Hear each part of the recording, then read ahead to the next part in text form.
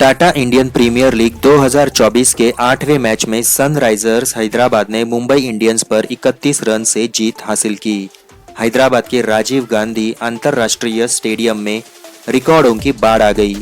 Sunrisers Hyderabad के आश्चर्यजनक बल्लेबाजी प्रदर्शन ने इतिहास रच दिया। बल्लेबाजों के लिए मददगार पिच पर उनके कुल 3 विकेट पर 277 रन ने टाटा आईपीएल इतिहास में सर्वोच्च टीम स्कोर का एक नया रिकॉर्ड बनाया, जिसने 2013 सीजन में रॉयल चैलेंजर्स बेंगलुरु के 5 विकेट पर 263 रन को पीछे छोड़ दिया। मुंबई इंडियंस के साहसिक प्रयास के बावजूद, जो एक समय अविश्वसनीय वापसी के लिए तैयार लग रहा था, अंतिम ओवरों में कठिन लक्ष्य बहुत अधिक साबित हुआ। सनराइजर्स हैदराबाद ने अंततः जीत पक्की कर ली। हमने जो विस्फोटक बल्लेबाजी प्रदर्शन देखा, उसके संदर्भ में हेनरिक क्लासेन का 23 गेंदों में अर्धशतक उस पारी में सनराइजर्स हैदराबाद के लिए सबसे धीमा अर्धशतक था। सनराइजर्स हैदराबाद के लिए डेब्यू कर रहे ट्रेविस हेड ने तेज बल्लेबाजी का प्रदर्शन करते हुए सिर्फ 18 गेंदों में 50 का आंकड़ा छू लिया। अभिषेक शर्मा ने आईपीएल इतिहास में किसी सनराइजर्स हैदराबाद बल्लेबाज द्वारा सबसे तेज अर्धशतक लगाकर इन सभी को पीछे छोड़ दिया और इसे मात्र 16 गेंदों में हासिल किया। मुंबई इंडियंस के कप्तान हार्दिक पांड्या ने टॉस जीतकर पहले गेंदबाजी करने का फैसला किया। क्वेना मफाका ने मुंबई इंडियंस लाइनअप में लूक वुड की जगह ली, जिन्होंने महज 17 साल की उम्र में टाटा आईपीएल में पदार्पण किया, जो टूर्नामेंट के इतिहास में सबसे कम उम्र के खिलाड़ियों में से एक थे। उन्हें नई गेंद भी सौंपी गई। सनराइजर्स हैदराबाद ने ट्रेविस हेड की बदौलत शुरुआत से ही पहल पकड़ ली, जो जल्दी ही लय में आ गए और शुरुआती ओवर में 4 रन के लिए बैकफुट शॉट लगाया। पंड्या ने दूसरे ओवर में अपना परिचय दिया, जहां हेड ने मिड ऑन के माध्यम से एक शक्तिशाली शॉट मारा। हालांकि गेंद टीम डेविड के हाथों से होते हुए सीमा रेखा के पार चली गई।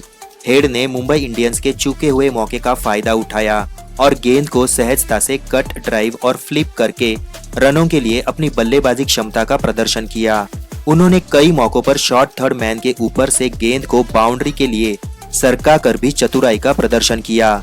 जहां हेड ने अपना दमदार फॉर्म पर करार रखा, वहीं मयंक अग्रवाल ने दूसरे छोर पर स्कोरिंग में तेजी लाने का प्रयास किया, लेकिन 5वें ओवर में मिड ऑन पर पुल शॉट लगाने के प्रयास में पांड्या ने उन्हें आउट कर दिया। स्ट्रोक के लिए हेड की आक्रामक बल्लेबाजी की बराबरी करते हुए अभिषेक शर्मा क्रीज में शामिल हुए। लेग साइड पर उनके आकर्षक स्वीप विशेष रूप से उल्लेखनीय थे, जिसके परिणाम स्वरूप उनकी पारी के दौरान 7 छक्के लगे। हेड की पारी 8वें ओवर में 24 गेंदों में 62 रनों के साथ समाप्त हुई, जब उन्होंने बैकवर्ड पॉइंट पर शॉट लगाने का प्रयास किया और आउट हो गए।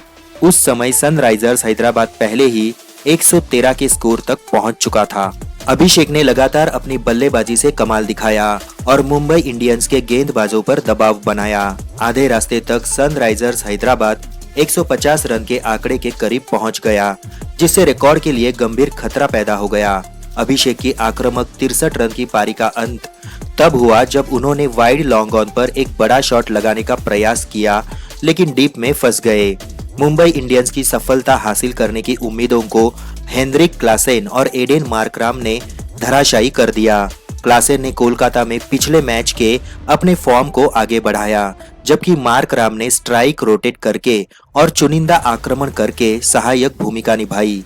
क्लासेन की आक्रामक बल्लेबाजी ने सनराइजर्स हैदराबाद की गति को ऊंचा रखा और मुंबई इंडियंस के गेंदबाजों के लिए चुनौतियां खड़ी कर दी। उनकी 116 रनों की नाबाद साझेदारी ने सनराइजर्स हैदराबाद को रिकॉर्ड स्कोर तक पहुंचाया, जिसमें क्लासेन ने 34 गेंदों में 80 रन बनाए, जिसमें 7 छक्के शामिल थे। आधे रास्ते पर कुछ लोगों ने विश्वास किया होगा कि मुंबई इंडियंस टाटा आईपीएल में सनराइजर्स हैदराबाद द्वारा निर्धारित कठिन लक्ष्य को चुनौती दे सकता है।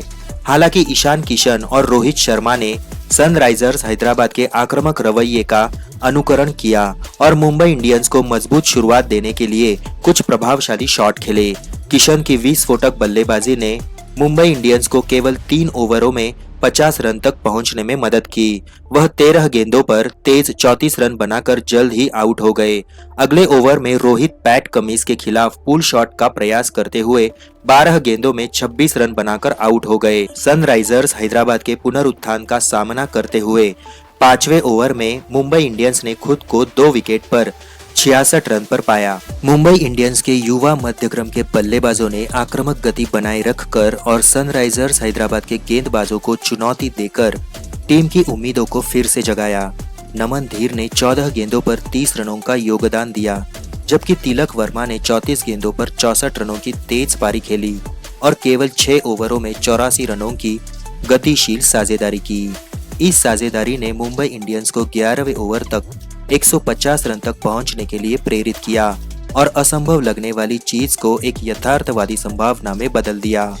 तिलक की प्रभावशाली पारी ने उनकी बहुमुखी प्रतिभा को प्रदर्शित किया, क्योंकि उन्होंने लेग और ऑफ साइड दोनों पर समान कौशल के साथ आक्रमण किया। एक असाधारण क्षण लेग स्पिनर मयांक मार्कंडेय की गेंद पर कवर ड्राइव था, जो 6 रन के लिए गया। वर्मा ने अपनी आक्रामक लेकिन शानदार बल्लेबाजी शैली को उजागर करते हुए केवल 24 गेंदों में अपना अर्धशतक पूरा किया। 11वें ओवर में धीर के आउट होने से मुंबई इंडियंस की गति प्रभावित हुई। पंड्या ने अधिक प्रमुख बल्लेबाजी भूमिका निभाई और मार्कंडेय पर छक्का और चौका लगाकर अपनी पारी की आक्रामक शुरुआत की। हालांकि सनराइजर्स हैदराबाद ने 13वें ओवर में केवल 5 रन देकर रन गति को नियंत्रित करने में कामयाबी हासिल की। तिलक ने कमिंस के खिलाफ बड़ा शॉट लगाने का प्रयास किया, लेकिन 15वें ओवर में कैच आउट हो गए। उस समय के बाद सनराइजर्स हैदराबाद हावी हो गया, क्योंकि मुंबई इंडियंस को लगातार बाउंड्री मारने के लिए संघर्ष करना पड़ा। जयदेव उनादकट ने सनराइजर्स हैदराबाद के लिए महत्वपूर्ण भूमिका निभाई। स्लॉग चरण के दौरान अपने आखिरी 2 ओवरों में सिर्फ 19 रन दिए और पंड्या का विकेट भी लिया।